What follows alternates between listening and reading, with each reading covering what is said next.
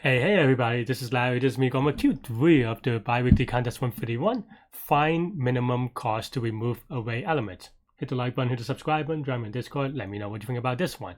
So this one, it looks like I got it in 10 minutes. Honestly, I got it in about 5-6 minutes. But as you can see, I have 3 wrong answers, and that's just because of Leetcode, Python, memory, time limit things. You could watch the live portion on it, but I actually had the idea, maybe not too fast, but roughly, I would say still relatively fast. You could watch the live portion of it. So I didn't really struggle with this one other than Leetcode issues, but the way that I thought about it, honestly, my first reaction is some sort of greedy, right? But I was able to kind of mentally think about how a case could not be greedy very quickly, right? For example, if you have someone like this, spoiler alert. So you have something like this. I imagine something like, okay, well, here it seems obvious to always just take the 8 and the 6, right? But what if I have like I don't know, maybe it doesn't have to be, but someone like this. Well, in that case, then I can just take the 6 and the 2 and bring the 8 to late, because we want to keep the we want to use the 8 in the future to hide under the 10,000, if you want to call it that, right? So something like that. So I was like, okay, so I don't think it is greedy. And I did cheat a little bit in the sense that I saw 1,000 people got it, right? Like you could see it now, total people accepted.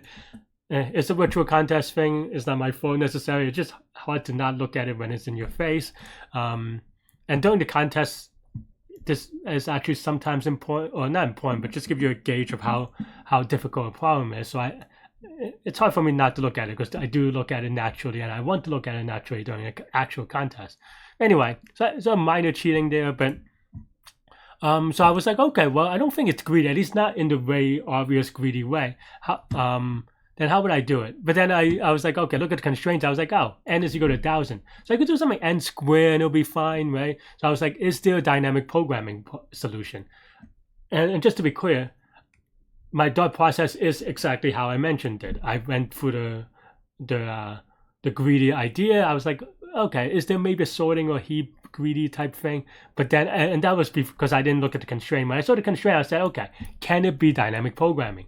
And the reason why I want to say it that way is because I think there are a lot of times people ask me like, oh, how do you know it's a dynamic programming solution by looking at it? I'm like, and not all the time I know. I mean, sometimes I know because I've seen similar problems, sure. But a lot of times I go, okay, if this is a dynamic programming problem, can I solve it, right? Because dynamic programming problems also, there's an extra step of like, okay, you can't just be like, oh, it's a dynamic programming problem, and then you solve it. You still have to solve it assuming it's a dynamic programming problem. So I was thinking along those lines, and when I saw the n is equal to 1,000, I knew that, well, n squared will be the bounds, right? The first thing I thought was that, okay, well, the first number has to be one of the indexes. It doesn't really make sense otherwise, just because you have to kind of look at all the numbers. The order matters for this problem, so there's no like pre-sorting or anything like that. And then I just kind of was like, oh, wait, if I think one of the examples that they give you only have 4 elements for a very precise reason of they don't want you to see the idea of what I called during the problem carrying it forward, right? Or borrowing it from the past. Because basically, if you have 3, you remove 2 of them and then it goes on, right? So like, if you want to draw it out a little bit more, maybe you can have like, just have a lot of 1s, right? Hang on. And then maybe like a 6 here, right? Well, if you get rid of the 2 1s, say, then the next number is going to be, the 6 is always going to be there. So then I thought about it like in an iteratively kind of way. And sometimes, or for those at home, definitely it's worth simulating like a slightly longer examples just to get the idea. And for this one, if you do that, I feel like you're able to see that, okay, well, in this case, the 6 will go, I mean, you don't have to. Maybe it's not the optimal move, but you can bring the 6 all the way to the end. But if you bring the 6 all the way to the end, that's the only number you bring to the end. So what I thought was that, okay, well, that means that you're actually only looking at numbers 2 at a time, and then 1 number is from the past that you bring forward. And from that, it just became straightforward to think, and I actually even wrote it as past. yeah, and all the cases are just kind of based off that, right? Index is the index that we talked about. That's just the index that we're parsing, and pass is actually a number. The way that I did it is actually a number.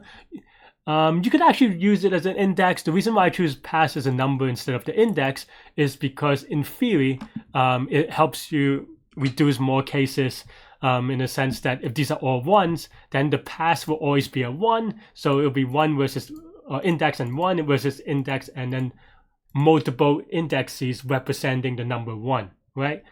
So that's why I kind of did it that way. That actually ended up screwing me on the Java version when I converted to Java a little bit, spoiler alert, because in Java, as a result, you have to map it not on the index but on the number. So I don't know. It's not a big deal either way, but it's just kind of funny the way it turned out. But yeah, but just to kind of analyze a little bit, and I did this before writing during the contest. Indexes from 0 to n, straightforward. Passes any number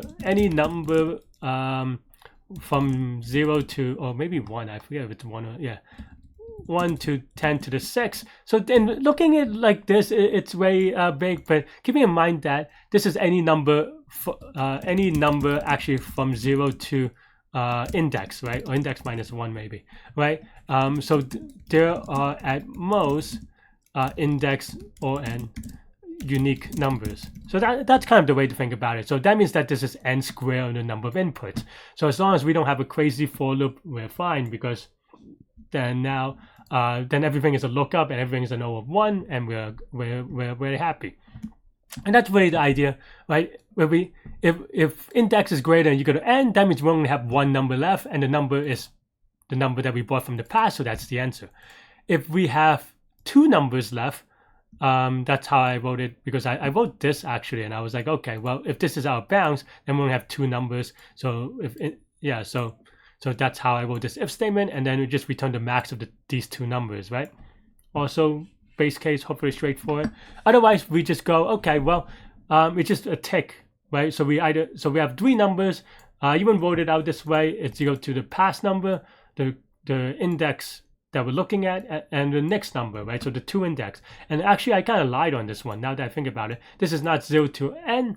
This is actually 0 to, this is 0 to n. Technically, more precisely, 1 to n, but in multiples of 2, right? Because we're processing number 2s at a time. So that just makes it half as fast or twice as fast and half as much workload. So that's good. But it's still n squared, but just a nicer n squared. Anyway, so yeah, we have three numbers that we have to consider, and we just brute force which number to bring to the future, and these are the functions, right? For example, if you want to bring a to the future, this is that function, and then the cost is just whatever is the max, either is b or c, and so forth.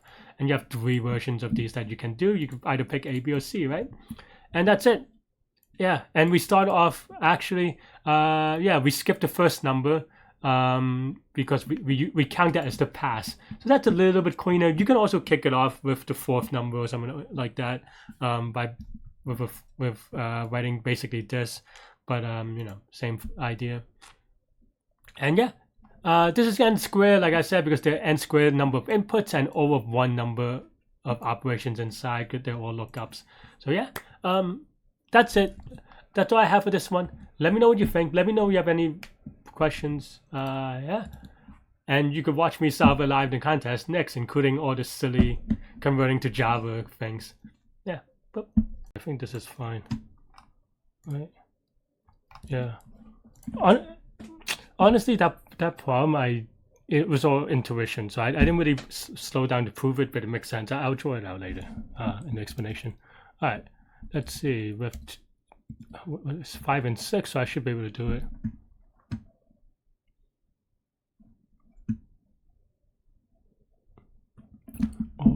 Move all elements. Choose 2 of the first 3, and then we move them. The cost is the max of. Okay, we'll min cost. So the max of the 2 elements. 3 elements win order. Okay. Fair enough, and you always take the first 3.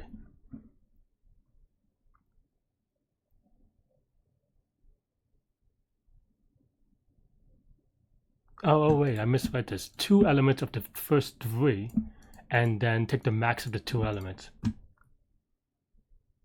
So it makes sense. Greedy would make sense, but and I'm cheating a little bit. In looking at the acceptance way, it doesn't seem like necessarily too greedy. I have to think of the case, right? So you always leave behind the cheap one as a result.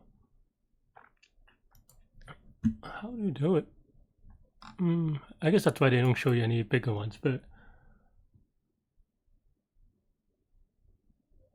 I guess the idea is that given this 8, in theory, maybe there's a 10 later on, so then you can do it that way, maybe, or something like that, and then we move the 8 without the 8 or something.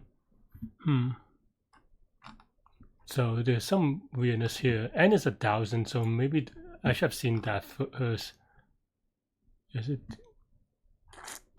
N is equal to 1,000 is actually interesting, maybe. So it's probably not greedy.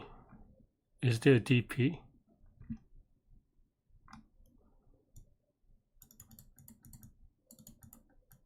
DP, what would that look like?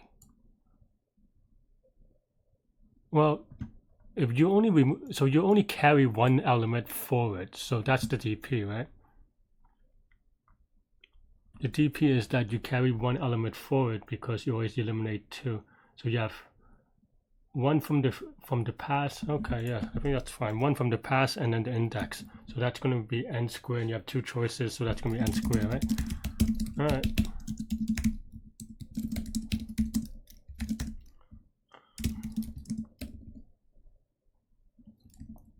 And we can actually something like this maybe.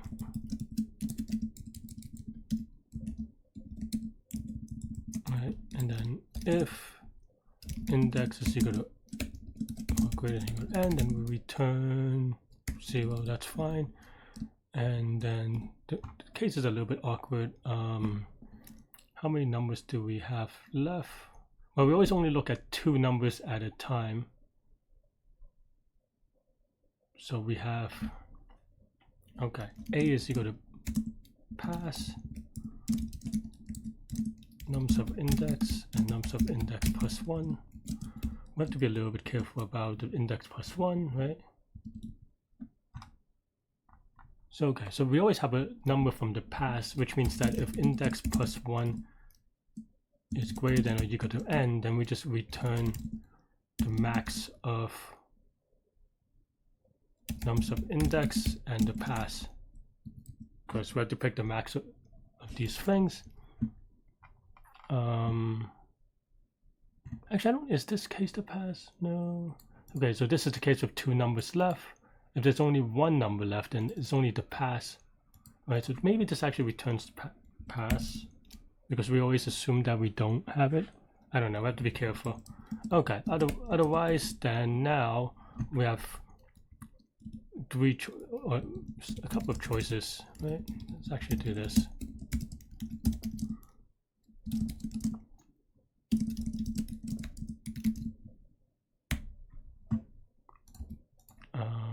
So then pass is equal to, we won't minimize, so let's just go infinity. If a is, so okay, so the only, so we keep the pass. So okay, so we have index plus 2. The pass is going to be either a, right, plus max of BC, right? Yeah, or you have this, you have this, and then you have this. I think that's right-ish. Maybe, I mean, it could be wrong, but 1 and then nums of 0. I mean, it could be wrong by some whatever, but the idea should be mostly okay. Lambda.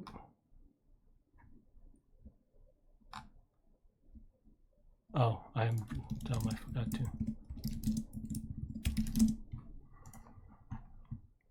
Ooh, infinity. Oh, it's not f max, we want f min. Fmax is for the score, but Fmin is for the optimization. Silly Larry. Easy fix though.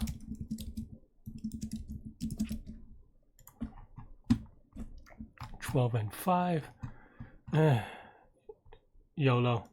Not 100% confident about the base cases, but I was just YOLOing. Ooh, and of course I forgot that Leetcode could be a little bit silly. That's okay. Well, I'm glad I didn't do this one, I guess.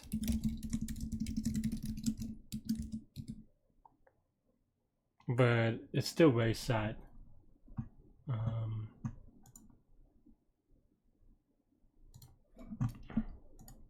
Because this is just n square. I mean, I guess I could have done this thing. I actually should have done this thing, but I just forgot. But let's actually, if we already converted to Java, let's just do it this way. B.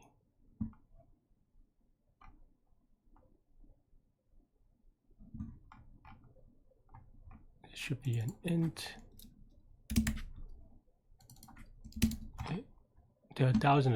It should be. Oh wait, nums of I is pretty. No. That's still with an int.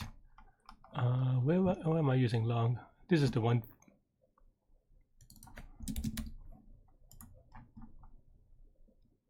Integer. Oh, it's because of this thing maybe. I always mess that up actually.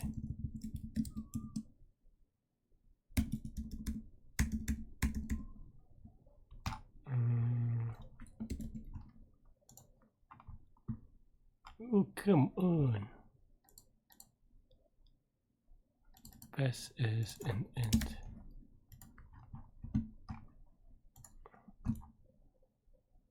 Hopefully that's right. Actually, I should have double checked some of the stuff. Time limit exceeded, huh? Oh, because it uses this thing. I'm just a little bit lazy today. But also, all of this is like Leetcode's fault.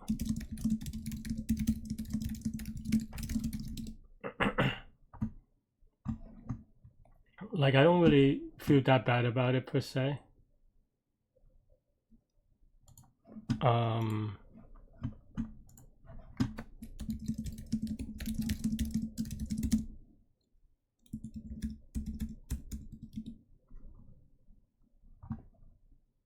Because this is just Leetcode being stupid, if you ask me. Like, that should not have memory limited, and you know. Really? Did I mess this up? It's n square, right?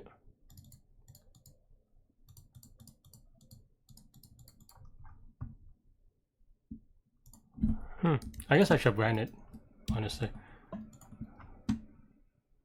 No, I mean, this is pretty fast, so I'm actually pretty surprised.